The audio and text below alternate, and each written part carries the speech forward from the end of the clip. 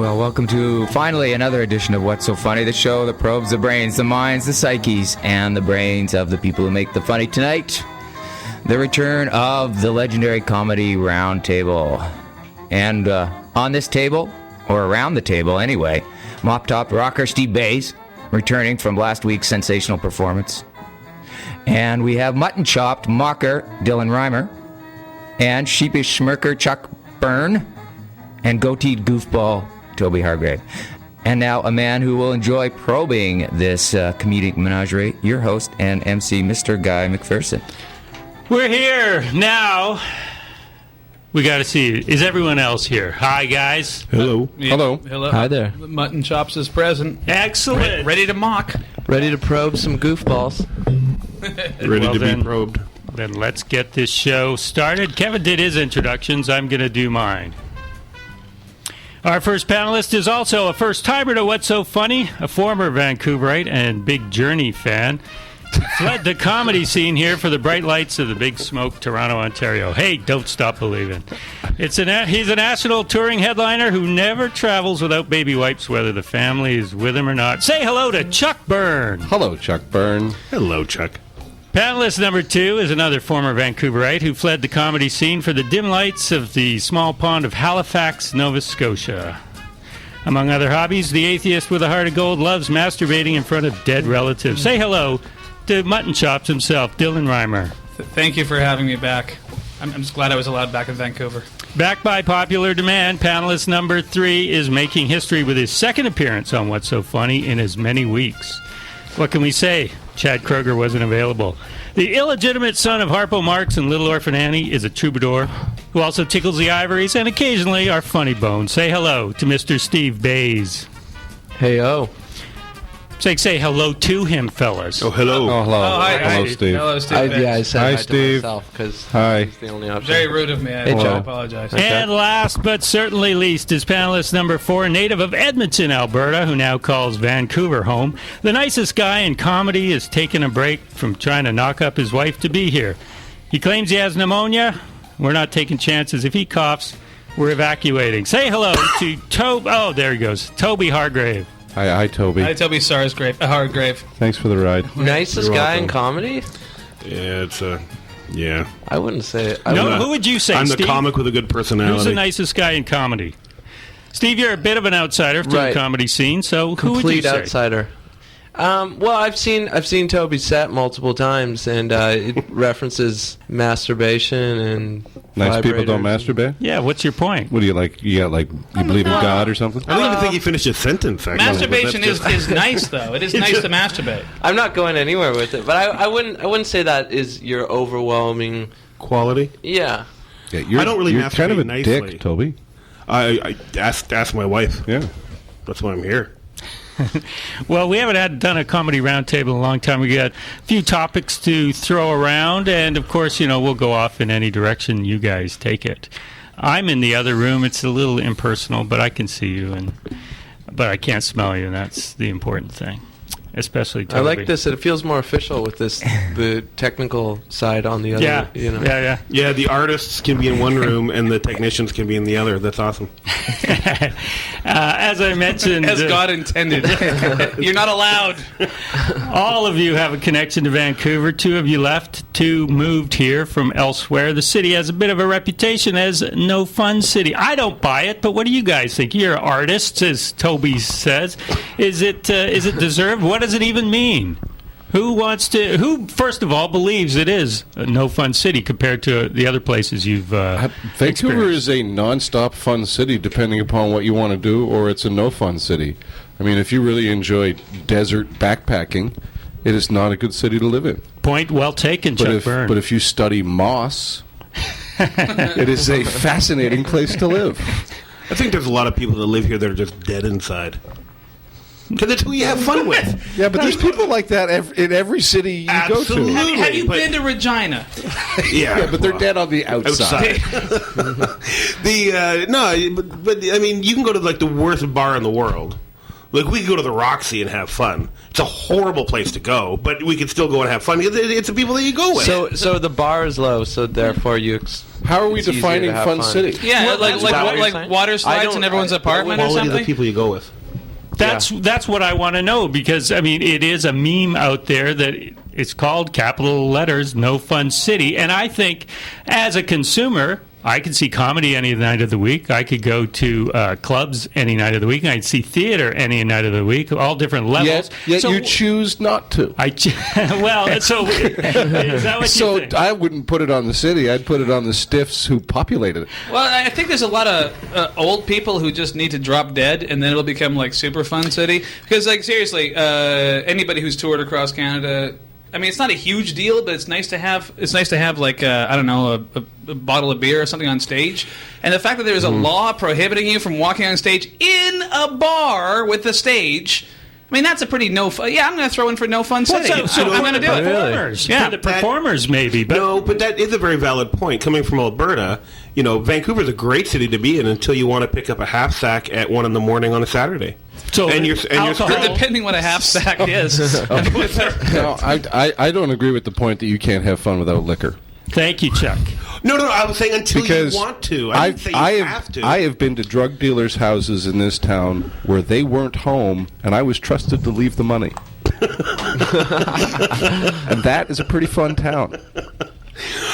Fair enough, but there's just a lot of red tape in this city. I will say that. Yeah. You try to import a right-hand drive truck into this city and tell me that it's not. I will not. But the thing with these archaic alcohol laws is I don't know anybody who endorses them. I don't know anyone. I don't know So this really anybody is who's just got a gonna come down to booze. dancing. I mean, I've been away for about 2.5 years now. And now But when I strippers? left, it was technically illegal to dance on not on Main Street, but like in any alcohol distributing whatever on Main Street. Oh, that's like the Urban Well. The Urban Well got in trouble for that, yeah. No, not only is it illegal, but it actually got in trouble. Like some douchebag cop actually was shut showed up down, and yeah. like didn't turn a blind eye. Like, I mean, nobody is actually offended by dancing. What John Lithgow was in the movie Footloose, to much acclaim. Yes, And it was an upside-down stripper being used as a right. principal. But that took place in Cloverdale, didn't it? That wasn't Vancouver. Yeah, but I don't know. I haven't been here, I guess, while the moral majority apparently took over the city. I've always thought of Vancouver as a fun place to be. Yeah, now, Chuck, you live in Toronto. How does it compare? Is it just it's like the larger, grayer, and smellier outside of Chinatown?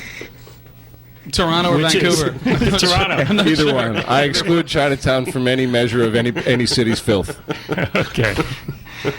But it's also there's these conflicting arguments. I mean, if I hadn't grown up in Vancouver, I'd be very confused by not being able to dance in a bar on Main Street or having bars close early on Commercial Drive, and then I go downtown and it's just people throwing up and like fist fighting each other and being hauled into the backs of paddy wagons at 2:00 on a Saturday night on Granville Street. Like, shouldn't it? Like that seems like a little too much fun. Why do you right? want Like, to dance in a bar anyway? Yeah, I was about to say, you don't strike me as someone that would want to go dance. He's got to bust his move. No, but I don't want to break the law. Right. Oh, Yeah, yeah. That's how you're living your life? It's like I don't loiter and I don't dance in bars, I have not once spat on a sidewalk. Yeah. And I have not chewed gum in Taiwan. So You let's see can't how whistle either. how does it I compare? would say outside of the dancing on Main Street, I say if you want to throw something that says Vancouver's a no fun city, it's the fact that they threw up a parking meter on every square inch of it. Yeah. That is a no fun city. That's a And city that that is actually- squeezing you at every $2 point. for 20 minutes or whatever Yeah. it is. Oh, yeah. come on. Pay till 10 now. Yeah. Yeah. I mean, I wasn't here, but I'm assuming that's an Olympics-related thing. Like, before the Olympics, everyone's like, yay, fun was because- city! And that now was you have to because pay for your fun it's city. a cash flow related Vancouver thing. had a mayor in a wheelchair, and nobody wanted to stick up to him because they thought that they'd be insensitive to the guy in the wheelchair. He got everything he wanted. Yeah, everything. Says the nicest He guy in rolled all comedy. over us. It's the nicest guy in comedy, ladies and gentlemen. He's just sitting back going, We'd all be sitting pretty if it wasn't for that cripple of a mayor. I'll tell you that.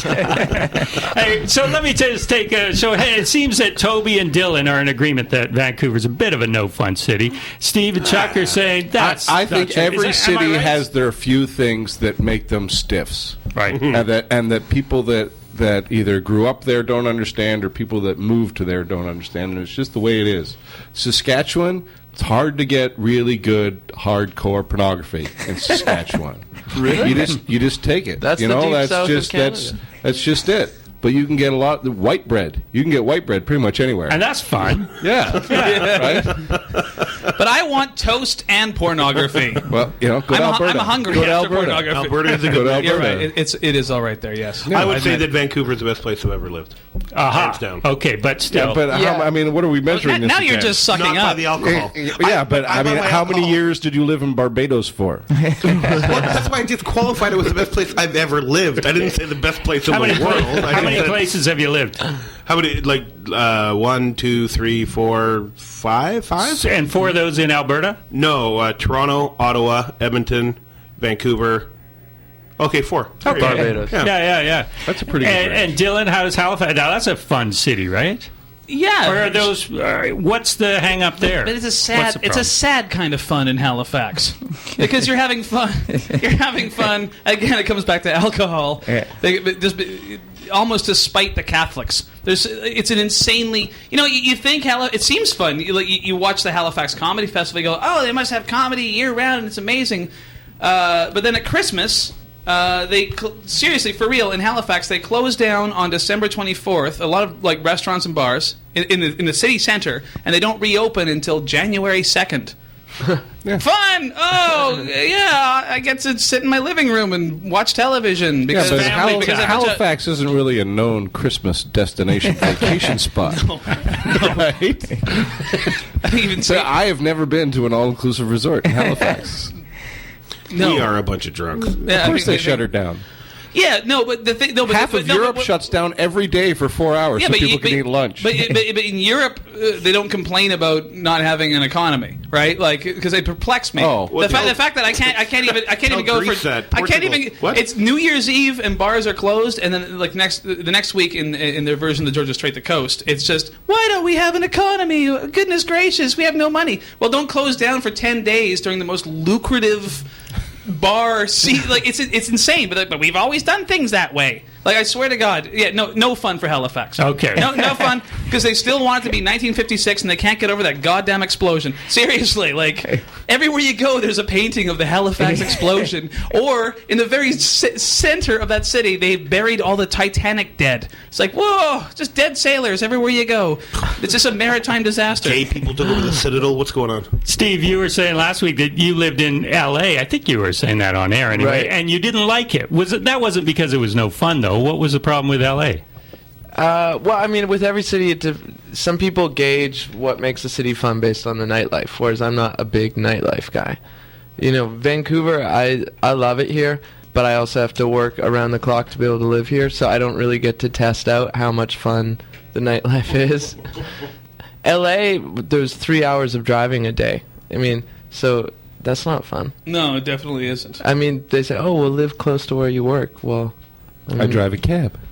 Everything is 45 minutes in LA. Everything. Oh, 45 at minutes? least, That's at least. like your buddy down the street. Yeah, exactly. LA to me wasn't fun. Also, just, I like the people in Vancouver. They talk a bit slower, which is good for me. and then in New York I would say is fun as far as nightlife is concerned. You can get everywhere. You can be drunk and stumble from place to place. LA, you have to either plan on not drinking or getting a DUI or just smoking pot. So you have options. There you go. You have options, But which is notice how just important. not drinking and then driving properly, soberly, was not one of the options. That came up. Oh yeah, I guess you can do that, but if you're Let me hanging know out- when that comes up. Yeah, exactly. That is, so I think it's safe to say that we're all in agreement then. Let's get rid No, we're not. Let's get rid of this no fun city tag that Vancouver has, right? Or we could be more fun. Or just So call that's- every that- place no fun It city. is. It's Or we it's could just be definitely more it's definitely run by a bunch of stiffs. I mean, if you A/B it with say St. John's, when you go around and it's just like a sea Yeah. of vomit. Now that is a fun place, though. It is. Yeah, I love it. Yeah. I mean, they don't. I'm sure their workday is like 4 hours. Yeah, but it's 20 hours of fun to follow it. Yeah, exactly. I had a blast in St. John's. Every time I've been to St. John's, it's been... I've never heard of anybody coming back from Newfoundland and going, "Oh, what a drag." But I've also... those people got sticks up their asses. But I've also never heard of anybody who's had a great time in Newfoundland that spent more than about 2 weeks there. Oh, yeah, I've never spent more than 2 days. I spent I was and on it's the been a cusp. non-stop celebration fest. Yeah, actually, you know what? You sober up in Newfoundland, you're sitting on a rock in the middle of the North Atlantic. That's a bad hangover. That is a bad hangover. That's right. So it all comes back to alcohol is the definition of fun. Doesn't it always? Yeah. That's what they tell you in AA anyway. It always comes back to alcohol, man. We're going to move on. Artists are notoriously superstitious. I heard someone say the other day, knock on wood, and I think I do it. And Dylan, I know you're a scientific guy. You like science. You like hard facts. But even if you are, artists just are superstitious. Are you? Do you have any little superstitions? Yeah, I believe that this guy got nailed to a cross 2,000 years ago, and that his father looks over my life and everything. Oh, geez. Call me silly, but I feel better about it. No. I So we're keeping it light? I do, but I wouldn't call it superstition. It's just I do compulsively throw salt over my shoulder, but that's definitely more of a psychological problem. I do that I know too. it's OCD or It's something. ridiculous. Yeah, because I've been doing it since I was 12, I can't not do it. Because what if you didn't do it? Yeah. Right? You don't want to take that chance. I might go crazy. I don't think something bad would happen, but I think I might slip into just insanity and start flashing myself in public. Or So it's something. little things like that. You don't have any big superstitions. Not particularly. It's absurd. It's every Yeah. bit as ridiculous as every organized religion on the face of the earth. That's what I'm wondering if we all know that on a gut I level. don't think you could put superstitions in the same category as organized religion. I like to tell people to have a safe trip. It doesn't mean that I want to dictate how they live their lives. But that's not a superstition. That's you actually want them to have a safe trip. No, I'm very superstitious. If people don't tell me to have a safe trip before I get on an airplane, I will not end the phone call until they've said it. Do you tell them to say it? Yeah, if Or need you be. just wait? If need be. Yeah. If need be, I will ask them repeatedly what kind of trip I should be having. Not a good flyer, Chuck? I'm an excellent flyer because everyone for the past 2 days has been telling me to have a safe trip. I figure I'm pretty good. So, and that's not OCD. You actually there's no sort of sickness or disorder attached to it. I just like to feel that people are wishing me a safe trip. Right. That's what I crazy figure people think, though, isn't it? There's nothing wrong with this. It's just I have to make sure all the shoes are facing south in my You living think room. Vancouver's a boring town because you can't get drunk and dance on Main Street. Yeah. I just want people to tell me to have a safe trip. But there's no religious That doesn't make connotation me to that. crazy. No, I'm not saying you're. Well, I'm saying you're a little bit crazy. The same reason I throw salt over my shoulder. I don't. I know that there's no demon not rational. creeping up behind me that's going to be not- blinded by the exactly. salt. It's not rational. I like the idea that pushing goodwill towards people can have an effect on them. What if they don't want goodwill? Well, You're tough forcing luck. your Tough your, luck.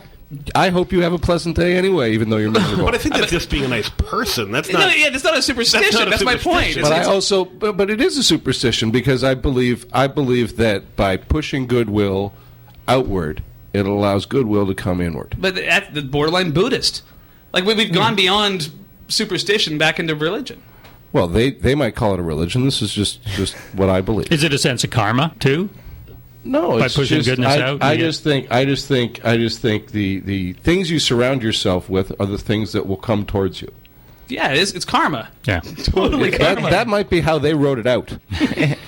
I don't like to get into all sorts of You didn't books and make it up. programs. Thousands of years I'm ago. not looking to sell you a T-shirt. I'm just hoping you have a safe You trip. but you just don't want to be decapitated in an airline disaster, right? Do you want? Who does? Fair enough. Who does? Who does? Sometimes I do, depending on how many babies are on the plane. Like sometimes I pray for an air crash. Don't say that. No, it's See, you terrible. can't say that. I'm actually afraid of flying. So I actually hate it when people tell me to have a safe flight because then I start thinking it's not. It reminds me of how it's totally not in my hands. And then, I never understood why people Yeah. say fly safe, and you reminded me that it is superstition, actually. Because when they say fly safe, what does that mean? Buy an extra magazine? Don't win the shit lottery. That's what it Right. means. Yeah, I guess so. Bird and May the But, bird in but paradise. how about going before going on stage? You know, like I mean, I compulsively take everything out of my pockets and I tie my shoes. I Right? like to Oh, pee, seriously. I like to that's a pee in the comfortable furthest thing. prime numbered urinal away from the door. Because I'm the same way. Like, I wear a black shirt on stage and blue jeans because I'm comfortable in it, and I don't like something in my pocket. I don't like to eat beforehand because that's just how I feel. I Yeah. don't sit there, and if I walk out on stage and there's a wallet in my pocket and a phone in my pocket, I don't panic and turn around and run back and start my set over again. but I've just never quite understood that whole... do you ever do this? Yeah, it's more habitual than it is superstition. Yeah, absolutely. Habitual, for sure. But there's a level of anxiety. I mean, even after as long as I've been doing it, I still have a level of anxiety that is borderline crazy. Like if I have a pen in my pocket, I'll actually have this conversation in my head, like I should take the pen out of my pocket. What difference does it make? Just take it out of your pocket. Like I actually think it will physically screw me up on stage because I'll be thinking about this bloody pen in my pocket. I Instead I hope you have a safe trip. Thank you. Holy smokes. That's as close to F you as I think you're allowed to say on habitual. co-op radio. It's habitual, then superstitious, then OCD, then suicide. But I think we're missing an important point in all this, where because at some point it's a process. It's just part of your process. Yeah, It's exactly. a part of your tradition. It's a part of your Golf stance. Your golf stance. It's a part of your swing. It's a part of how you set up, and it's just. And as long as you keep it framed in that manner, then that's all it is, and that's good, and keeps you comfortable. But as soon as you get it to a point where You're fixing carpet fringe for 3 hours. Yeah, exactly. Then it becomes a religion. Exactly. But if you have a pen in your pocket, you'll literally, the whole set, be thinking about it.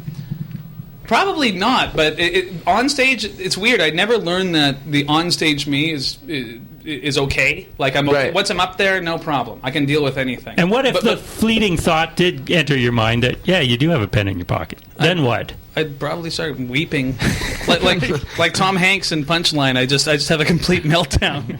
Hey, what about, actors? You can't say certain things to actors before a show. That's why you get to say break a leg, otherwise it would be horrible. I can't remember all the things. But is there anything anyone could say to one of you before a show where you just say, hey, you can't say that kind of thing? No, I don't like people to tell me what the crowd is. Yeah. I don't like people to paint a picture of what they think the crowd is. I like because if they were good or if they were bad or if they were whatever for them, it's not applicable to how it's going to be. Right. There was a guy who used to his name escapes me, but he used to book a club here in Vancouver, and I remember right before I walked on stage, maybe a minute before I walked on stage, he goes, "Hey, you're not going to open with that thing you always open with, are you?" I can't remember what joke it was. So I was like, "Well, yeah." He's like, "Don't. This crowd, no." And then it completely threw me off, and then I didn't open with it because I second-guessed myself, and then I had the worst set ever, right? That's the worst thing you can do is comment on a person's act. Right. I'm in the benefit of being in a band, and we have a technique of telling each other that the crowd is awful. Yeah. Like the whole show, it's like, oh, it's going to be brutal tonight. And we have an ongoing joke about maybe there's going to be a big walk up. That's what the promoter always said. They're going to throw stuff. That's what I like to do. I like to go up to whoever. Hey, don't fuck it up. Yeah. Right. Can we say that? Well, I just No, did. I mean on the air. I had Is a it a publicist. delay or something? I had a publicist who recently told me This that is our not a Disney program. music video was really sexist. Like right before we went on for a really big show in Toronto, she was like, "Yeah, I think your music video is really sexist." And then we just we go on stage right then. Did you punch her in the face? that is at the Halifax Comedy I'm too Festival. polite. Yeah. I had a buddy that the same thing happened to. We were outside having a dart, and an agent that was there went up to him and said, started talking to him about a show we were doing, and isn't it a conflict of interest? And just started talking, and we're like, "What are you doing? We're filming a national television special, right next door here. I'm going on in 10 minutes." Yeah. So it's stuff like that you don't want to hear. But That's just what was somebody the being a question? dick. I forgot the question. Well, we started on superstitions, then we went to things like break a leg. What right. you're saying you don't want to Right. hear is just because you don't want to hear it. It's not something like, oh my God, this is going to be a disaster now because somebody mentioned Shakespeare or Well, something. did you know? Oh, Did no. you know actors take that Macbeth thing very seriously. No, but the thing is, not only the actors, but because I used to be an usher at the Arts Club Theatre, and even ushers and bartenders, like they actually look at you like you dropped the N-bomb if you say Macbeth, and it just makes you want to run around screaming Macbeth, Macbeth, Macbeth. And then it becomes like a self-fulfilling prophecy because they're so paranoid about it that they just tear the stage down. Right? And again, OCD, man. Well, you're listening to What's So Funny, the Comedy Roundtable edition, right here on CFRO 102.7 FM. I'm Guy McPherson. Guests this week, Chuck Byrn, Dylan Reimer, Toby Hargraves, and Steve Bays. C-Fro. C-Fro, just for you, Steve. You got a bit of a fro going there, Toby. It's a little curly from time to time. Next topic up for discussion. Comedy. I tend to think that there's a bit of groupthink out there. I mean, I think everybody realizes that. But in comedy, I ask so many people their influences, and it's always Pryor. It's always Carlin or Lenny Bruce. I go like, or Russell Brand. Yeah, a huge influence. Yeah. Dylan Reimer. It's big. I'm an influence on myself. Right. Yeah. I'm just wondering if there's any of these gods, comedic gods, that are just accepted as such that you know, maybe you don't trumpet it and say, yeah, you know what? Kevin asked me a couple of weeks ago, he goes, what do you think of Richard Pryor? And I go, you know what? I've heard a bit, and he doesn't blow me away. And it's shocking to say, because, you know, it's Richard Pryor, for God's sake. Yeah, but you're also listening to it, 30 years out of context? True, yeah, true enough. Like Lenny Bruce, I read the book I as a youngster, and I listened to the albums. I just didn't get it, right? I appreciate it for what it is, but the references are lost on me. But the references, with Lenny Bruce in particular, the references I find are lost, but it's the performance that I value. Like, I don't really know what he's talking about, if he's going on about Spiro Agnew or I can't remember, whatever, right? but people forget about Lenny is it wasn't all about being, saying these controversial things that got him arrested. But if you actually listen to Comic at the Palladium, even if you don't really understand the context, like the voices and the level of performance that he threw in, like that's what I enjoy about it. But in George Carlin's early stuff, doesn't do anything for me. Like zero. Like I've never understood the dirty words. The hippy dippy weatherman. The hippy dippy weatherman. Right. I don't get it. The 7 words you can't say on television, I don't find particularly. Again, it's context. I was born in 1975. After all that had been done, it wasn't until and even Carlin in his autobiography, which is great, by the way, like. Such a good book. Even he acknowledges that it wasn't until like 1992 when he became old grumpy man Carlin that like he really hit his stride. And I agree, because his early stuff, don't get it, do not understand. But even contemporary ones, I don't get Seinfeld. Really? I just never Well, I know, like I get it. Like I understand he's telling jokes, and I know Seinfeld is a craftsman building beautiful birdhouses. I guess so. And That's good, right? I don't like birds. What about it? If you like beautiful birdhouses. He should put that on a poster. What about Steve Harvey? It's hard to deny that there's anyone who, if you were gonna build a robot that was a professional stand-up comedian, you'd build Jerry Seinfeld. Yeah. Because or Mitch Hedberg. Because no, you wouldn't. I worked with Mitch. So did Loved I. him. I'll say I don't get Mitch. But you don't build Mitch because Mitch doesn't appeal to everybody. You build Jerry Seinfeld because he appeals to everybody. Or Stephen Wright, because then you'd program a robot that could like just be totally impersonal and have no personality and like. But then you have to program to play the guitar. So. Does he play guitar? Steve Wright? Not Stephen Wright, yeah. Yeah, he has to. You can't listen to that. I take it all back. An hour long with him. I actually love Stephen Wright, but anyways. I will say something about comedy that's timeless. In Living Color does not translate now at all. I don't know if you... I don't think it did then either. I think I don't know. It did for me. At the time, it was like a really big thing. Like, it blew my mind. And then I actually, I watched Kids in the Hall season 5 last night from start to finish. And that translates better than any of the other seasons of Kids in the Hall, which is really rare for the last season to translate better than the earlier material. Whereas Monty Python, the early Monty Python now seems like hipster comedy from 2010, in my opinion. I should have added this to the list. Monty Python's TV show has never done anything for me at all. I've never found it funny. The movies, I know that's sacrilege, right? But like the movies, absolutely, because they actually thought. But Faulty Towers, I thought was fantastic. Yeah, but that's way after, and also there's like a linear narrative that you're following. Yeah, but we're also getting away from stand-up. I mean, we're just talking about comedy at this point. I mean, like Lenny Bruce is a guy that didn't do a terribly large amount for me, mainly because I look at Lenny Bruce in the full context of Lenny Bruce. I don't really pick apart different parts. I liked what he did early on. I liked what he did as a pioneer to change the situation that stand-up comedy was in. You know, in now it isn't an issue what we say on stage. It isn't an issue how we say it or who we say it to. Certainly not as much of an issue. Yeah. It's always an issue if somebody's handing you a paycheck because it's going to be up to them what you say. But I mean, I found Lenny Bruce just to be this huge tragic story. If you watch him on stage at the end, and he's a mess of drugs and alcohol, and it's like an early version of Charlie Sheen. It's just a guy just falling apart. And even though he's a genius, he's capable of, because he's a genius, he's capable of getting through it. But I watch that and I think, you know, it's so much wasted ability. Yes, that's what, and it turns me off him completely. But yeah, and I agree. The later years are depressing. But I say I say there's a lot that's not entirely about getting arrested and being grounded. There is a great stand-up comic in Lenny Bruce that everyone seems to forget about because they keep going like, oh, he's just the freedom of speech guy, and you got to, you know. Yeah, but the fact that he's the freedom of speech guy means people are still talking about him. Yeah. And the fact that anybody's talking about him nowadays, that was 60 years ago.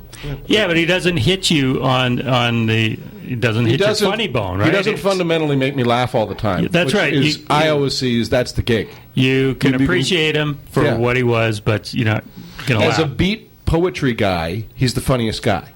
Hands down. Hands down. No, he's funny. He's funnier. He's the funniest guy you'll ever see at a beat poetry jam. He's not the funniest comedian you'll ever see. I have to think about it. I'll come back next week and comment on that. Jim Carroll. There's a punchline in there.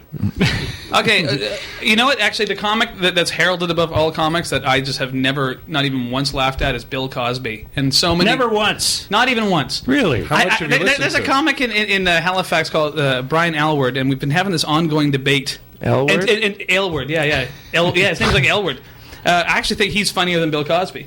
But every comic I know, it's like when I watched that movie Comedian and Chris Rock was like, oh, Jerry Seinfeld, you gotta go see Bill, blah, blah, blah, blah, blah. So Paul Bro, a local comic, went and saw him and said it was the most boring 2.5 hours ever. Like, it was just this... Well, Dylan, I want to say that I've seen Cosby recently, and I agree. He's dull. Yeah, but his early albums were fantastic. Okay, you know, and again, it's the question always comes up: how much have you listened to? But I don't like the guy, so I guess I haven't listened to as much as somebody. It's like I love Bill Hicks. I mean, you mentioned like everyone always.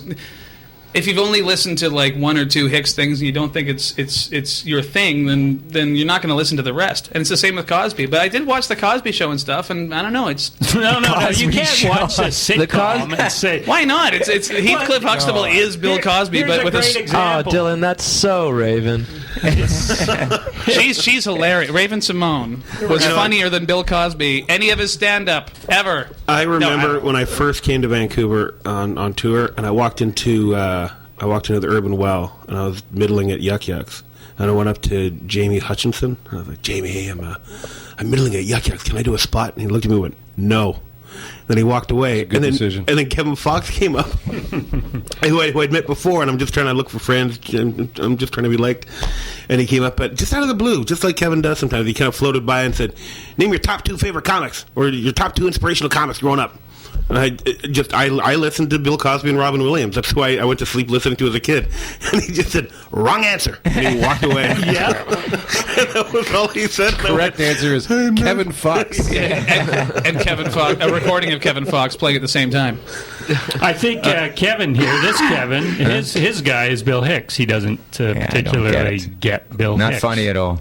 Never laughed. This could become a 45-minute I like argument. Bill Hicks because he teaches a lesson, but then I realized after a while I don't like lesson comedy anymore. No, but I just see I couldn't.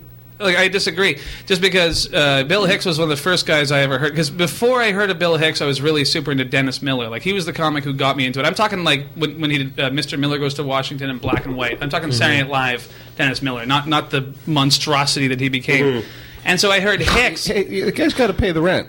Yes, on his 7 mansions. I hope yes, he's not listening to this. I hope he's not a actually, I think his wife lives in Vancouver. Anyways, the reason I appreciate Hicks is because, like, one thing I'm not criticizing other comedians, is I don't understand. It seems to be an attitude that if you have an opinion, like, and if you're using jokes to back up your opinion, it's somehow less funny than just being completely, I guess, arbitrarily, like, sporadic. You know, like there's this sort of, like, you're supposed to be flippant, but with Hicks there was a weight and an argument behind what he's saying that I thought made his jokes funnier, and furthermore.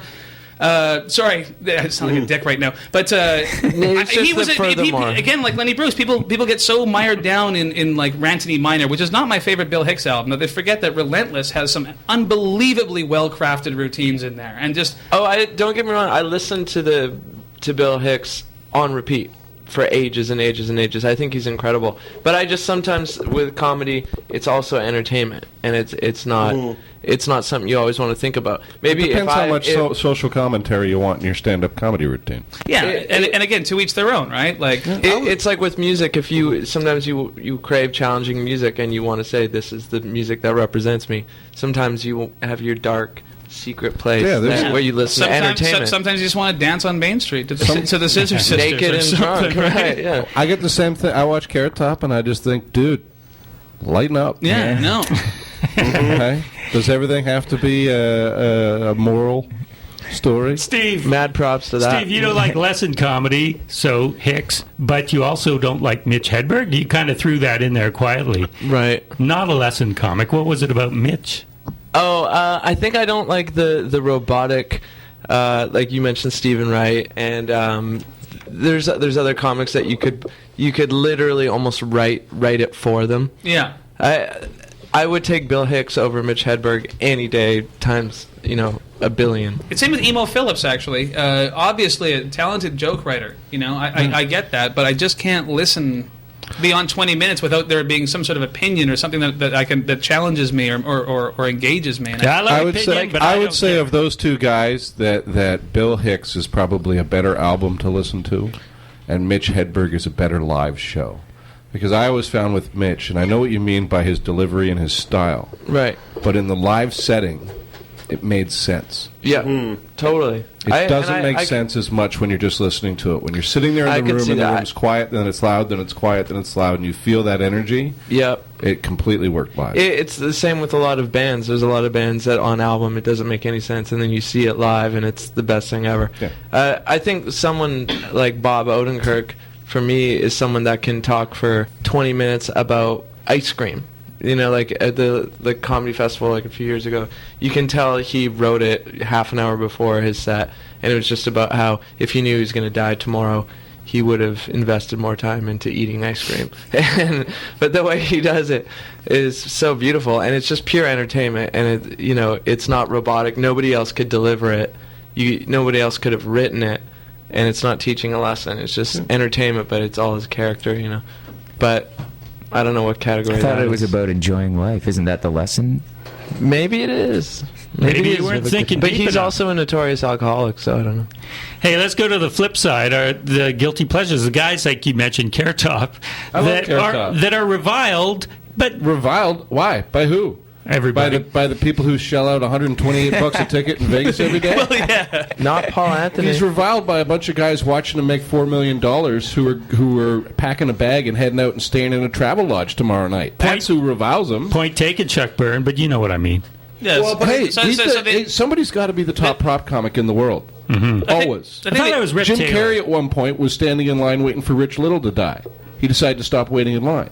Carrot Top didn't stop waiting in line. He just got to the top. Okay. I think there's an elephant. Why does he have to go anywhere else? So I like you that you're sticking up for him, though. I like what he does. Yeah. I mean, his degree is in marketing. That'll tell you. He's in comedy to make money and do well and be popular, and he's succeeding at that. People will argue with the character he's created, but yeah, it's not for everybody. He's a guy with big red hair who pulls things out of a trunk. Yeah. No, maybe if he didn't look like I'd love Batman, to see a show. Yeah. Yes. But I have musician friends that will adamantly stick up for Nickelback just for the principle of it, and you can totally make an argument why. Fuck You know, 5 guys in a band who are paying the rent. I would definitely rather listen to Carrot Top than Nickelback. but then again, although Nickelback are pretty hilarious. They're super hilarious. Yeah, you know what? Actually, Nickelback. This is beside the point. But somebody said Nickelback sucks. Like some celebrities, like Nickelback sucks, and I would have been okay with Nickelback if Chad Kroeger hadn't gone out of his way to go, when you say that, man, that really hurts because I spent years learning how to play the guitar and blah, blah, blah. It's like, dude, you go weep on your mountain of money. And I suspect it's the same with Carrot Top, or I think the obvious one, the elephant in the room is Dane Cook. That's the one, like, if you like Dane Cook, you must be an idiot. I understand what he does. I don't laugh, I don't, but he doesn't enrage me either. And I actually have always said I think his first CD there's something special about it. If you listen to Harmful as Swallowed, there's a lot of really imaginative, high energy material on there. Kevin and I saw him at Richards on Richards years ago when he was not known, and he was a funny guy. Yeah, he is a funny guy, but I saw him recently and not so much. Okay, it's not to my taste. Anyone that's at the height of success, when you do see them from side stage or close up, it always changes your perspective. You know what I mean? You see all these subtleties that you never saw before, whether you like it or not. But it's also different too. I mean, look at somebody like Russell Peters. Like when I first met Russell 10 years ago, he wasn't Russell that he is now, but he was selling out, comedy clubs, and it was, people were coming out to see him. I never heard anything bad about the guy. Everybody loved Russell. Everybody said Russell's a great guy. He's a funny guy. He's a good DJ, like whatever it was. And then Russell became who he is now. And a ton of people have shit to say about him. Sure. It always blows my mind. I can honestly say, I don't know what's changed. I've never met him, and it seems like it's the most hideous thing you can say as a comedian if you're in Toronto. But I never found Russell Peters funny at all. It's not to say he's a bad comic or anything. It's just it just doesn't isn't my cup of tea. Russell also has the greatest thing he's done for comedy is that 80% of the people who go to a Russell Peters show won't go to any other comedy show. Yeah. They've never been to any other comedy show. Yeah. And that's a good thing for comedy?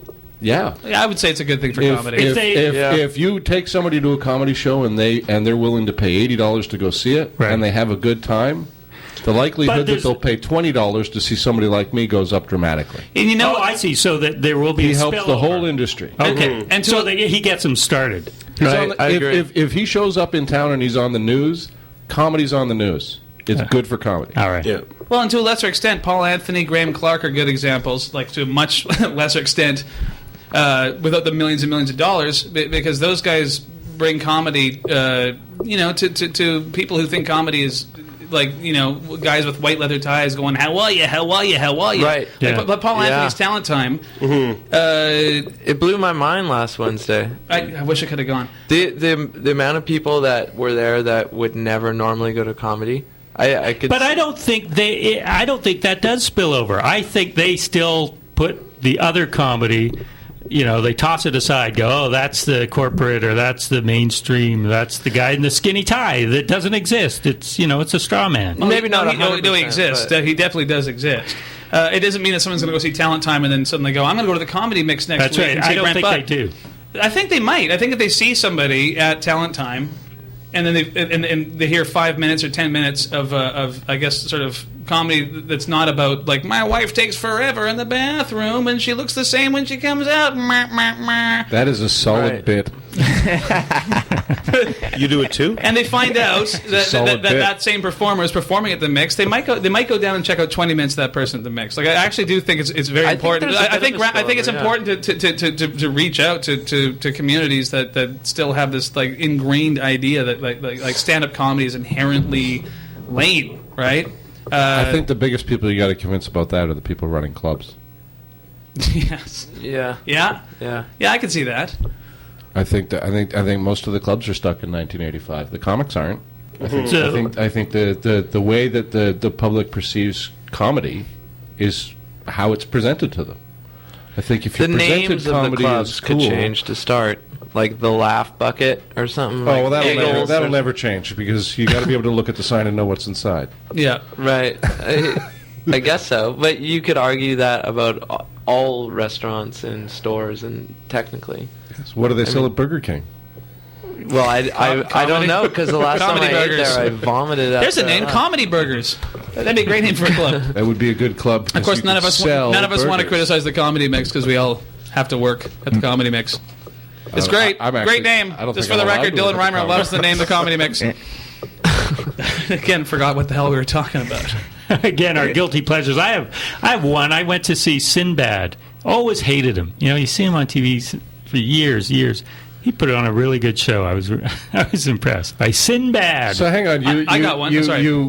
I'm just curious as to how you end up at a Sinbad when you preface it by he had been terrible for years. Oh, I'll tell you, Chuck. You end up at the Sinbad show. I'll tell you because you just show up just praying on him to suck it down. Just right for the straight. No, yeah, that's right. It's a little different for me because I do get to go and write about shows. But I love, and I always encourage people, if you've only seen someone on TV, throw that out the window and just go see them live. Oh man, anybody here?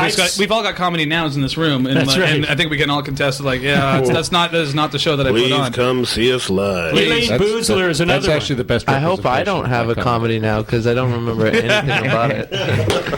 You do, buddy. You know what? A guilty pleasure. I when I was 17, I bought a ticket to Butthole Surfers in Nirvana only because Bobcat Goldthwait was emceeing the show. And at the time, I wanted to become a comedian, and I'd never really seen any comedy. And so I went and I watched something like 20,000. I don't know. It was the P&E Coliseum. And I watched Bobcat come out, and I'm like, okay, this guy's going to get his ass handed to him. And he killed. Again, I was 17, so my sense of humor wasn't like as refined as the dick jokes I perform now. But yeah, Bobcat. So if anybody ever thinks like, oh, he's just a crazy voice guy, like, it's actually no. He's very smart. Yeah. Shakes the Clown. You can't tell me that's not one of the funniest. Well, I would say my guilty pleasure is probably going down and watching Amateur Night. But are you watching for the wrong reasons? You want, like you thought that I was hoping Sinbad I'm watching dies. Amateur Night for two things: people stumbling into the right thing to do, and people making mistakes. Because I've always found that watching people making mistakes is the easiest way to find mistakes in my own game. Watching somebody use the F word too much is a great way to remind yourself to stop saying the F word every third word. You can still use it, but just more judiciously. Still use it, but use it effectively. Yeah. Just watch people who don't have the training, and because they're making natural mistakes, it's a great place to get better at what you do. That's a good point. Do you guys feed off the weak? Yeah, and if anybody comes up with anything good, steal that shit because they're nobodies. Yeah, what are you gonna do? Yeah, Carlos Mencia openly admits it. Do you even know who I am? I have a comedy Is he finally now. admitting it now? There's a movie. What was it called? I Am Comic, and Carlos is like, "Of course I'm going to steal your jokes, new comedians." Yeah, because I'm, you have to listen to the problem was he was stealing jokes from his opening acts 15 minutes at a time. So when you're an opening act, that takes away half your livelihood. Yeah. I wish someone would take away Carlos Mencia's That's a little crueler than stealing a tag. Yeah, or just a general rough idea. Yeah, but verbatim, and then to gloat about it. I mean, apparently he doesn't care about how other comics feel about him. At some point, you just gotta you have to revel in it because everybody's going to keep calling you. You're small, you're tiny. Eventually, you got to be. I'm the tiniest fucker you'll ever meet. I have no soul. Yeah. Do comics do cover sets? You know, that's actually a burgeoning movement. I've done a show where that's what it was. It was other guys' material night. We've done each other's material, and in Alberta when I was an amateur, we did that. Unfortunately, I traded with Howie Miller, who's a notorious native comedian. Who's a native comic, and my first line had to be, "How's it going? Eh? You guys enjoying the land? I got none left. Good." But in Alberta, there was a rumor of a tribute comic that would go around working for Bob Angeles, and he would go around and be like, "Hey, if you like that joke by Chuck Byrn, you're gonna love this next one by Dylan." I've heard of nobody would cover my stuff. And and then I heard a rumor to who it was. As long as he attributes it, hey. Yeah. No, because attributes it does nothing. No. How about pays for it? It's weird. If you're going to go out and proudly do other people's material, you should be coughing up for that material. Yeah. Well, Steve, as a musician, if you do a cover, do you need to pay? Yeah. You do. Yes, you do. You do if you play in a venue where you got to pay SoCan fees. I don't know anything. Sure, you do. I mean, I don't know anyone that could do cover like David Cross talking about overhearing a homeless guy talking about putting dicks on your or grapefruits on your dicks. You know. Well, you obviously can't. No, I could not cover go put a grapefruit on your dick joke. No, but Yeah. In London, and I can't remember where else, they actually have cover comedy where you can go and do... It's sort of comedy karaoke with 2 Ks. It's always funny when you spell comedy with a K. Which I don't even see the point. Like, I don't want to go hear some businessman do like Dave Chappelle. Like there's absolutely nothing engaging about that. Which is funny because Rob Pugh actually introduced me when I first started out to because in Edmonton there was only Yuck Yucks. Like that's all that was there, and it was and Bob Angeli's place. And but there were no open mics. Like it just didn't exist. There was nowhere to go for 5 minutes at a time. So we used to go to karaoke nights, and we'd request a song a cappella. And then when they called her, and Toby's going to come up and do "Closer" by 9 Inch Nails a cappella. Listen, hey, so 2 Jews walk into a bar, and so you just I want to go up, and sometimes Closer. it would go, and sometimes it would. I want to hear you say, "I want to fuck you like an animal." I want to fornicate like a quadruped, but hey. Hey, Toby might be listening. Toby mentioned over some chatter the Mark Maron podcast, and if you haven't heard the Carlos Mencia 2 episodes where he essentially admits it. Right? Well, he let him slip through on the first one. On the second one, he called him on it. Yeah. Called him on it. Yeah. So that brings us to the last topic in the last 2 minutes of comedy podcasts. I mean, Mark Maron is WTF podcast is the only one that I listen to. Every single episode. There are others that, based on the guests I tune in. There's thousands of them. There's too many. That's the problem. So give us some recommendations, because it's all word of mouth, these things. What are some of your favorites? One I like is there's a British guy called Peter Serafinowicz. I don't know if you've ever heard of him. He's one of these guys who's so funny, but people just think British comedy is Mr. Bean. Mm-hmm. He was in Shaun of the Dead. He was the roommate, like the pissed off roommate. Yeah, sure. Yeah. That guy is fantastic. Anyways, he's got a show, anything with Peter Serafinowicz, but he has one called Radio Spirit World, which is one of the funniest things I've ever heard. It's like a mock-up of the BBC, but it's people, like dead people. So it's just really, anybody who's like been bored by the CBC would appreciate it, because it's just they have this this like community corner where it's just, how did you die, and it's just people phoning in like old age, and it's just like news and current events, and the whole thing is it's just so goddamn convincing. So what's the name of it? It's called Radio Spirit World. And it's Peter Serafinowicz. I won't even attempt to spell it, but go to IMDb and just go to Shaun of the Dead and download it. We're going around the table. Steve. Of course, Stop Podcasting Yourself is great. And This Is That. I'm surprised at how many people don't know about This Is That, which is incredible. You do some work on This Is That, don't you? I've done some music recently for an upcoming episode. But what else? The Howard Kramer one is... is it? I didn't know he had one. Yeah, he has one...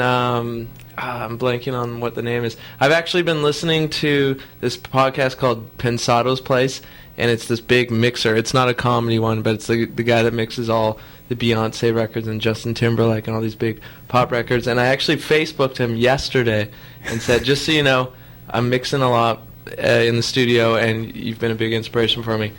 He Facebooked me back, immediately said, what's your Skype? Called me, and we talked for 70 minutes about weird mixing techniques, and it was this incredible. It made my week. It was it was amazing. But that's a side note. But that was a side note. Yeah, but I don't know. There's so many great podcasts out there, but I could talk forever about it. And of course, the What's So Funny podcast. Toby, you got one? Yeah, I'll just go through it to my iPod right now, and I feel like an old man suddenly. I'm really into the Vinyl Cafe lately. The Vinyl Cafe. You're definitely an old man. Honestly, they're hilarious. And This American Life. Hilarious? Did you say? Yes, This American Life is great. This American Life is fantastic. All right. TED Talks. Stop Podcasting Yourself. Ricky Gervais. I got Q. TED Talks is great. Yeah. And What the Fuck with Mark Maron. It's really, really good. Chuck, do you listen to any? I listen to a few. I listen to the Mark Maron one. I listen to a lot of the BBC World News Service, which I find very informative.